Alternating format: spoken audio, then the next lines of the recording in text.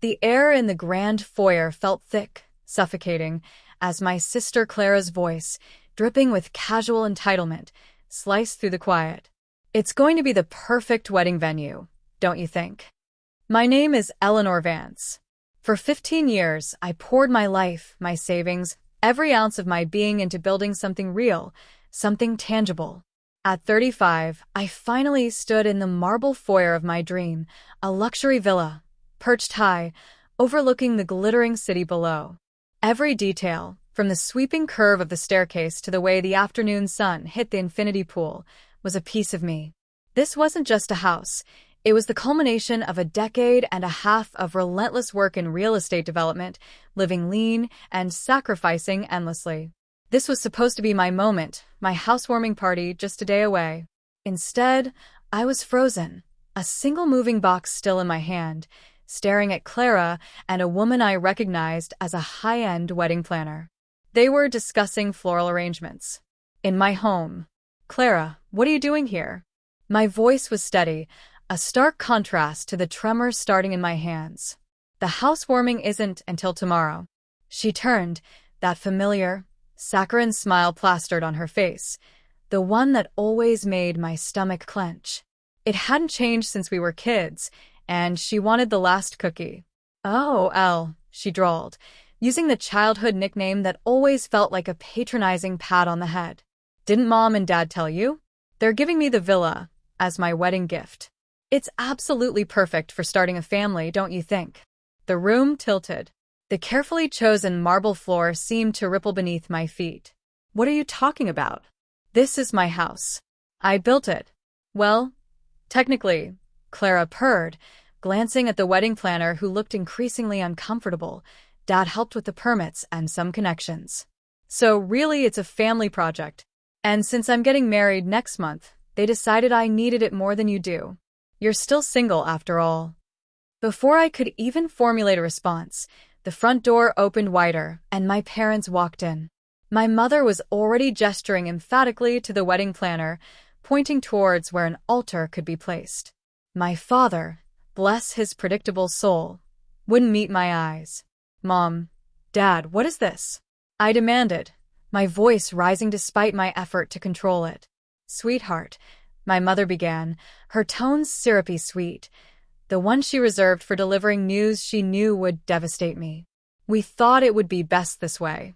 Clara and Daniel need somewhere to start their life together, and you're always so busy with work, you barely need more than your apartment." I stared at them, disbelief warring with a cold, hard anger I hadn't felt in years. "I built this house. Every single penny came from my savings. I designed it. I worked with the contractors." "Now, Eleanor," my father finally spoke, his voice firm, dismissive. "Don't be selfish. Your sister is getting married. This is about family." Family. The word felt like a physical blow. For years, I had watched Clara get everything she desired. The best schools, the fanciest cars, the most extravagant trips, multiple expensive weddings. Yes, this was her second. Meanwhile, I worked. I studied. I saved. I built my career from the ground up, brick by painstaking brick. And now, they expected me to just hand over my dream, my sanctuary, because Clara wanted it? "Get out," I said, my voice dangerously quiet. "Oh, don't be dramatic, Elle," Clara sighed, rolling her eyes. "The wedding's in 4 weeks. We need to start decorating." I pulled out my phone, my fingers flying across the screen, dialing a number I knew by heart. "Hello, Mr. Harrison?" "Yes, it's Eleanor Vance. I need you to send over all the construction receipts, contracts, and payment records for the villa project. Everything. Yes, right now." My father's face darkened. "Eleanor, what are you doing?" "Protecting what's mine," I replied, my voice like ice. "You see, unlike Clara's first wedding venue that you paid for, or her failed business that you funded, or her luxury car that you bought, I paid for every single brick, every tile, every fixture in this house. And I have proof."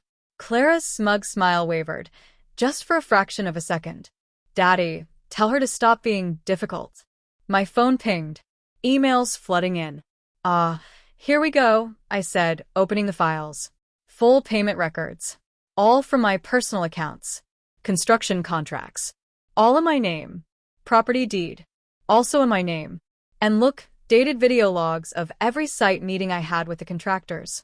Would you like to see yourselves not being there for any of them? The wedding planner, sensing the rapidly escalating disaster, quietly mumbled an excuse and slipped out the door. My mother opened her mouth to speak, but I held up a hand, stopping her. I spent my entire life watching you give Clara everything while I worked for scraps of approval. But this is too far. This house is mine. I earned it. And if any of you try to take it from me, I'll show everyone exactly how I built it. Alone. You ungrateful child. My mother gasped, clutching her chest, her go-to move when she was losing control. After everything we've done for you. Done for me? I laughed, a harsh, bitter sound. Let's talk about what you've done for me. When I got into business school, you said you couldn't help with tuition because you were paying for Clara's third gap year in Europe. When I started my first job, you told everyone it was just a phase until I found a husband. When I made junior partner, you missed the celebration because Clara needed help picking out yacht decor. My father stepped forward, his face red with fury. Now listen here. No, you listen. I cut him off, my voice gaining strength. Those permits you claim you helped with? I have the paperwork showing I obtained them through proper channels. Those connections you mention? Every single contractor was hired through my company, with documented bids. I made sure everything was by the book because I knew, somehow, you'd try to take credit for my success. Clara's face had completely fallen, the superior expression replaced by something that looked suspiciously like panic. But Dad promised. Dad had nothing to promise, I said firmly. This property is legally mine. I have security cameras being installed tomorrow. You have exactly 2 minutes to leave before I call the police and report you for trespassing. My mother burst into tears, loud, dramatic sobs. My father looked like he might actually explode. But Eleanor, dear Eleanor, Clara tried one last time, her voice a pathetic whine. You can't do this to me. What about my perfect wedding? What about my guests? What will people say? I walked to the front door and held it open, a silent invitation for them to leave. They'll say you tried to steal your sister's house and failed. 1 minute left. They filed out, my mother's sobs echoing, my father silent and seething, and Clara shooting me a look of pure, unadulterated hatred as she passed. As they reached their cars, I called out, "Oh, and Clara? Consider this karma for trying to steal my college boyfriend, too. At least this time you failed." The door closed with a solid, satisfying click. I leaned against it, finally letting out the breath I'd been holding. My hands were shaking as I pulled out my phone again. "Mr. Harrison?" "Yes. I need one more thing. How quickly can we get the locks changed?"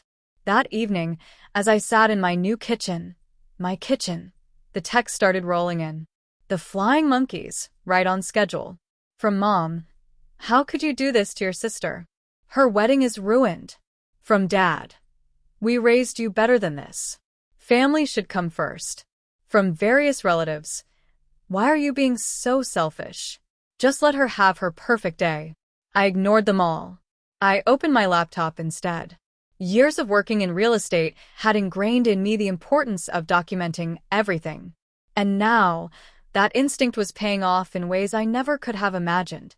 I had meticulously organized spreadsheets tracking every payment, videos of every construction meeting, and most importantly, an undeniable paper trail proving that my parents had zero financial involvement in building this house.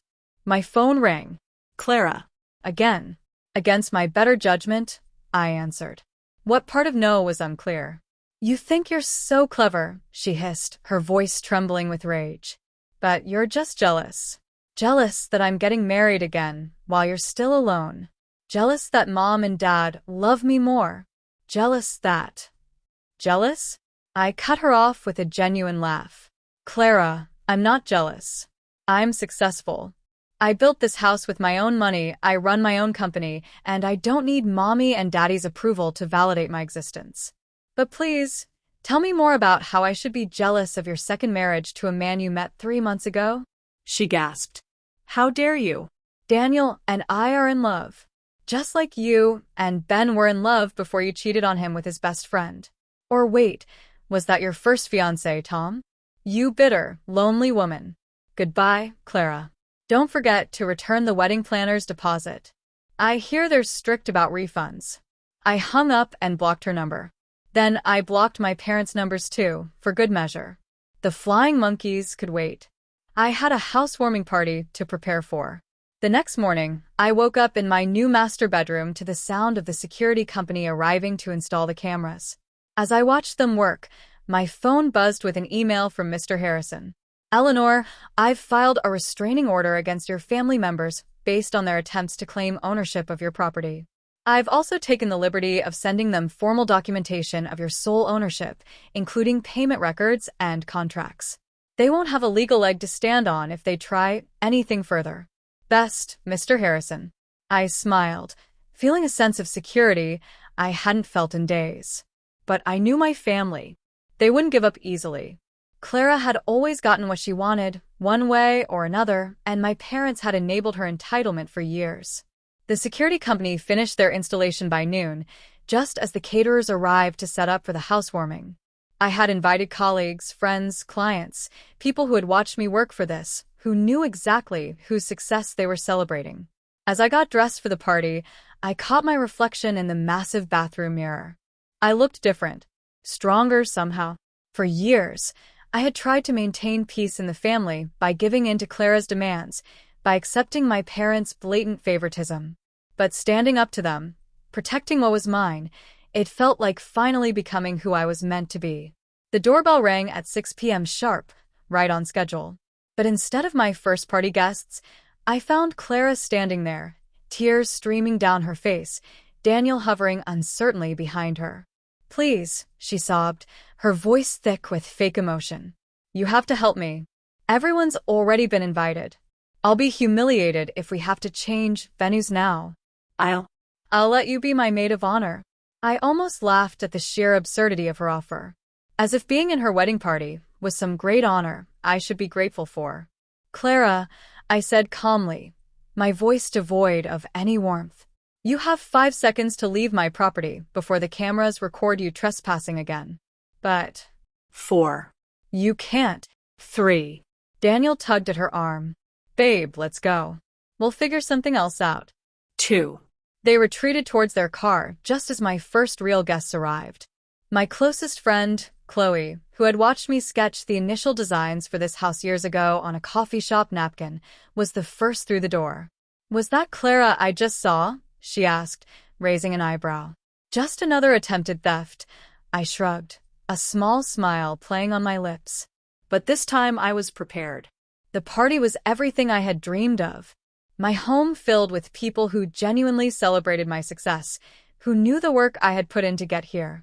As I gave tours of the house, I shared stories about the construction process, the design choices, the countless hours spent making every detail perfect.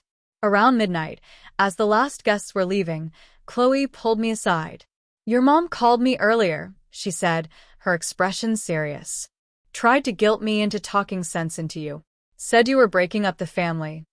I took a slow sip of my champagne. And what did you tell her? I told her that she and Clara broke up the family years ago by treating you like an ATM with legs. Then I blocked her number. I hugged her tightly. This is my family now, I said, my voice thick with emotion. The people who actually care about me. That night, after everyone had gone home, I walked through my villa alone. My heels clicked on the marble floors I had selected. My hands traced the custom woodwork I had commissioned. My eyes took in the city lights through the windows I had positioned just so. My phone buzzed one last time. An email from my father. Eleanor, your mother is devastated. Clara's wedding is in shambles. If you ever want to be part of this family again, you'll apologize and make this right. I didn't reply. I am part of a family, I thought. One that respects me, celebrates my success, and doesn't try to steal what I've earned. If you ever want to be part of that family, you'll need to apologize and make this right. But I won't hold my breath. I turned off my phone, poured myself one last glass of champagne, and walked out onto my terrace. The city sparkled below, and for the first time in years, I felt truly at home. This was my house, my success, my life. And no one could take that from me again. But something told me this wasn't over. Clara had never taken no for an answer, and my parents had never stopped enabling her. The question was, what would they try next? 3 days after my housewarming party, I received an unexpected visit at my office. Chloe, my assistant, buzzed through on the intercom. "Eleanor, your sister's fiancé, Daniel, is here. He says it's urgent." I considered turning him away, but curiosity and a prickle of unease got the better of me. Send him in. Daniel entered, looking even more uncomfortable than he had at my gate. He clutched a folder like a shield in front of him. "Eleanor, I know I'm the last person you want to see, but there's something you need to know," he said, placing the folder on my desk. "Clara's been lying to everyone, including me." I opened the folder and felt my blood run cold. Inside were bank statements, loan applications, credit card bills, all showing massive, unsustainable debt. Clara had apparently been living far beyond her means, using my parents' names and credit to fund her extravagant lifestyle. "She told me your parents were wealthy real estate developers," Daniel continued, his voice tight with betrayal. "Said this house was just one of many properties they owned. I had no idea it was yours, built with your own money." When I confronted her about it, "Let me guess," I interrupted, a grim smile forming on my face. "She threw a tantrum and blamed everyone else?" He nodded. "She's been pressuring me to sign a prenup that would give her full rights to any property we live in. Now I understand why." I leaned back in my chair, the pieces clicking into place with sickening clarity. "She wanted to marry you quickly, move into my house, and then make sure you couldn't claim it in a divorce. Just like she did with Ben's beach house." "There's more," Daniel said, pulling out his phone. "She's been telling people she's the one who designed the villa, that she hired the contractors. She's even taking potential clients on tours, claiming she's starting a luxury real estate business." He showed me social media posts. Dozens of them. Clara posing in my house, in my office, claiming my work as her own. The latest post made my stomach turn, so excited to announce my new venture in luxury property development. First project, my dream villa, designed and built by me. "I'm sorry," Daniel said quietly. "I've called off the engagement.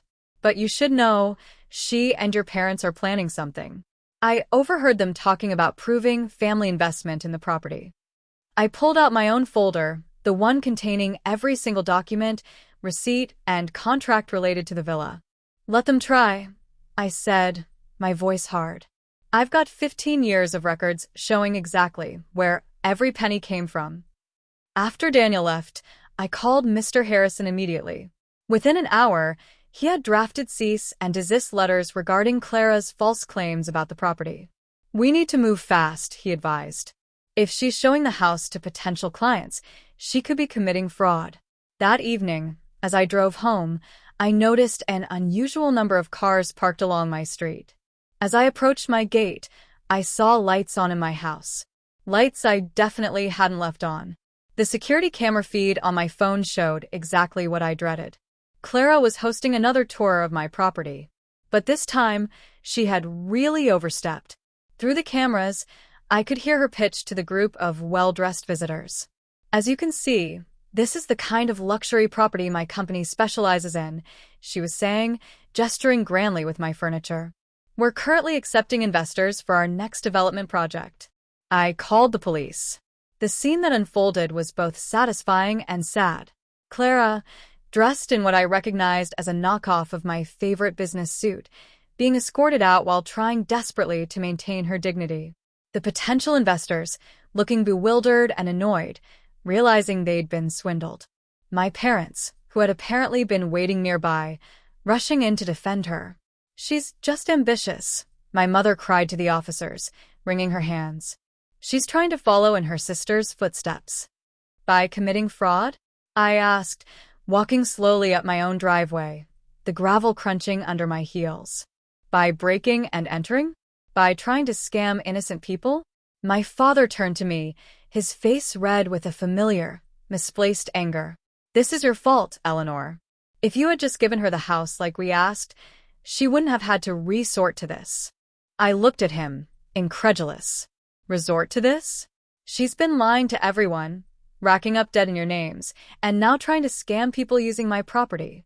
When are you going to stop enabling her? The police officer cleared his throat. Ma'am, would you like to press charges? I looked at Clara, mascara running down her face, as she continued to protest her innocence. At my parents, still trying to defend her indefensible actions. At the scattered business cards on my driveway, printed with her fake company name and my home address.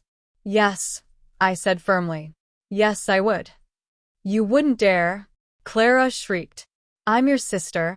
No, I replied calmly. You're a criminal who tried to steal my home, my work, and my reputation. Being family doesn't give you the right to destroy what I've built. As the officers led her towards the patrol car, my mother made one last, desperate attempt. Please, Eleanor, think about what this will do to our family name. I am thinking about it, I said, watching Clara being placed in the back of the car. I'm thinking about how you've let Clara tarnish it for years while I worked to build something real. I'm thinking about how you've chosen her lies over my truth, every single time. And I'm thinking it's time for that to stop. Later that night, alone in my study, the house quiet except for the hum of the refrigerator, I received a call from an unknown number. I hesitated, then answered. It was Ben, Clara's first husband. I saw what happened on the local news, he said, his voice weary. I should have warned you. She did the same thing to me. Tried to claim my beach house as her investment property after the divorce. Your parents helped her then, too. Why are you telling me this now? I asked, leaning back in my chair. Because I wish someone had told me to stand my ground, he said. Don't back down, Eleanor. Don't let them guilt you into dropping the charges. She needs to face consequences for once in her life. As I hung up, my phone buzzed with a text from Daniel. Thank you for showing me the truth before it was too late. I walked through my quiet house, touching the walls I had dreamed of for so long. Each room represented years of hard work, determination, and sacrifice. I wouldn't let anyone take that from me. Not even family.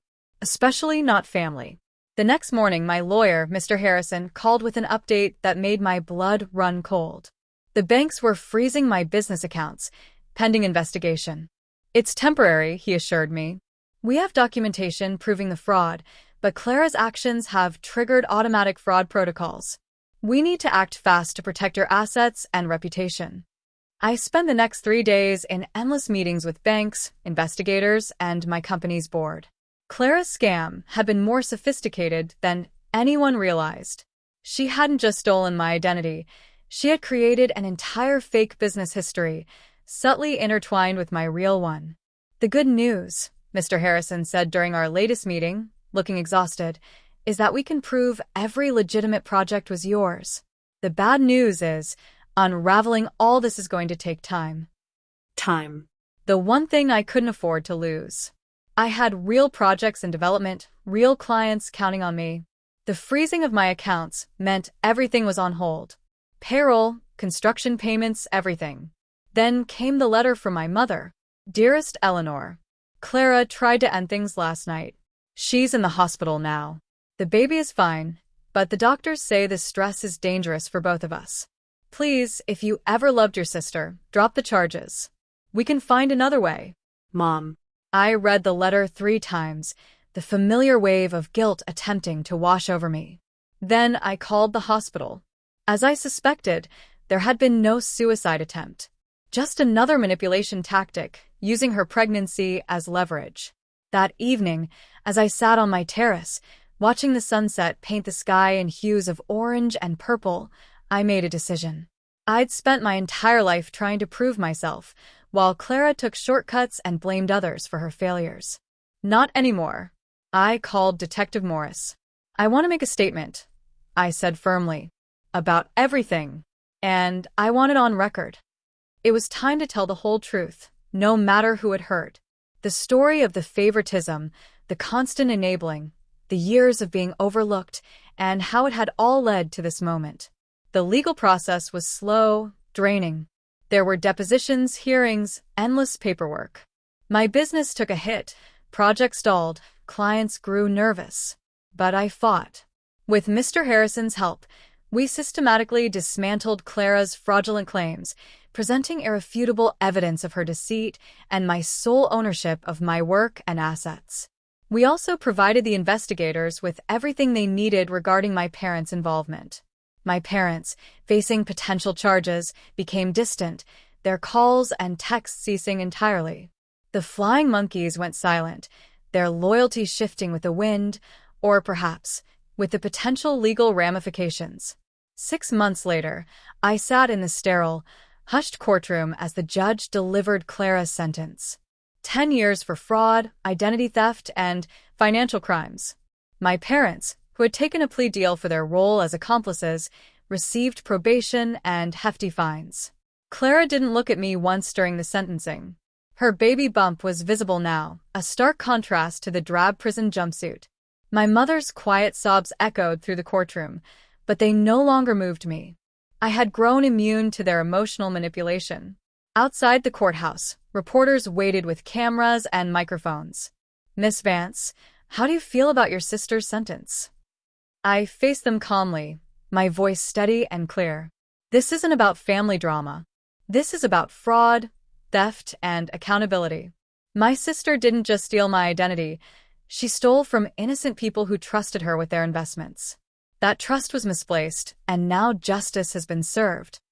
The headlines the next day were predictable. Real estate developer's sister sentenced in million-dollar fraud scheme. But what the papers didn't report was how the experience had changed me. My company had not only survived but thrived. The publicity from Clara's case, while initially painful, brought attention to my legitimate projects.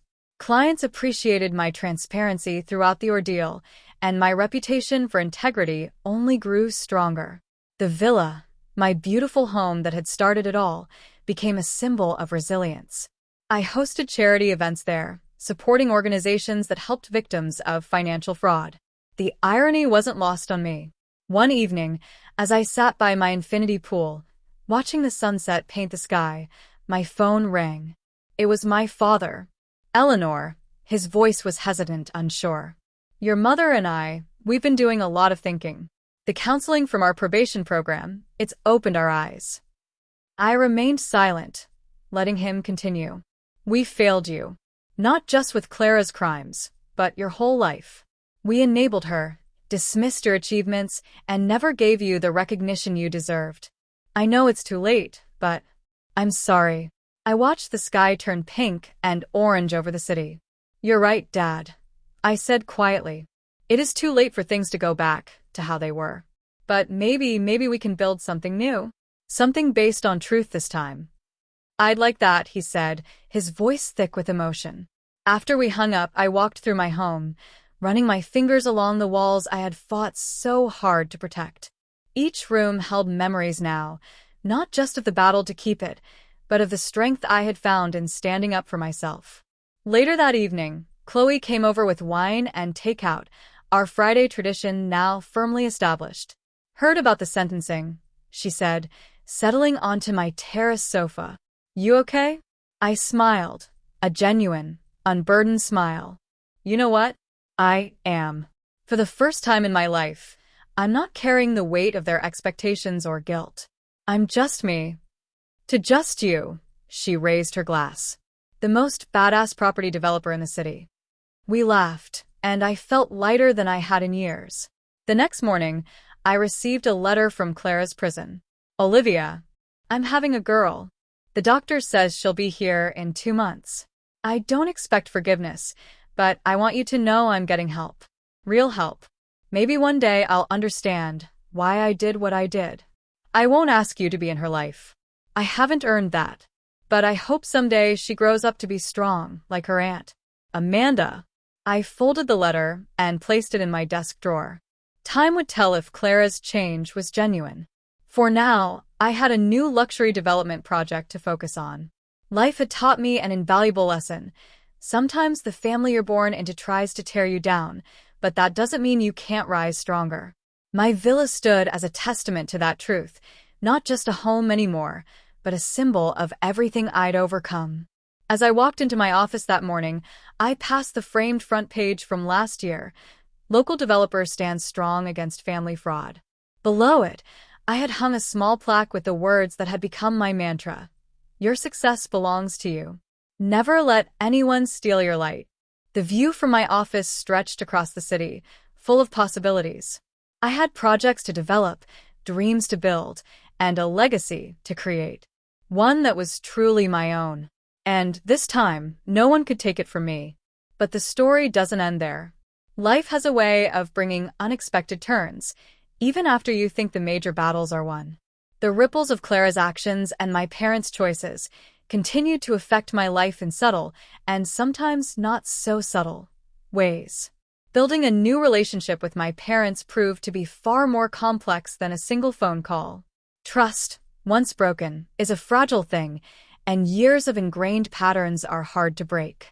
There were tentative dinners, awkward conversations, moments of genuine connection interspersed with frustrating reminders of the past. And then there was Clara, behind bars, giving birth to a daughter. The existence of my niece, a tiny human completely innocent in the chaos created by her mother, added another layer of complexity to everything.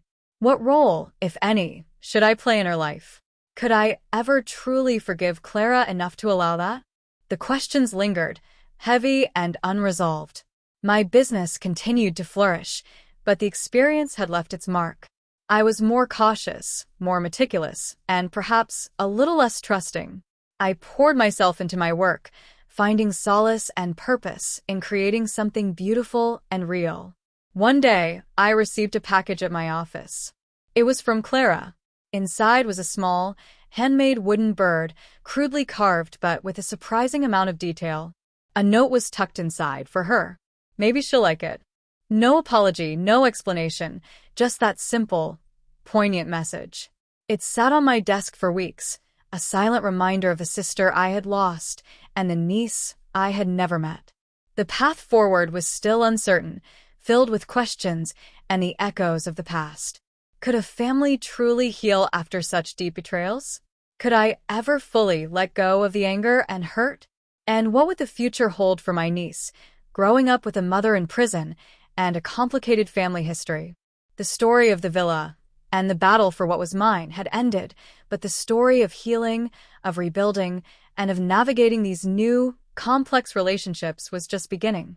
If you believe in the power of standing up for yourself, if you know that karma has a way of finding everyone, and if you support good gestures even in the face of betrayal, please give this video a like. And if you want to hear how the story continues, how Eleanor navigates these new challenges, rebuilds her family ties, and perhaps finds a way to connect with her niece, hit that subscribe button. Tell me in the comments below, what city are you watching from? Your support means the world. This story is far from over. There are still chapters to be written, challenges to face, and perhaps a chance for redemption and healing.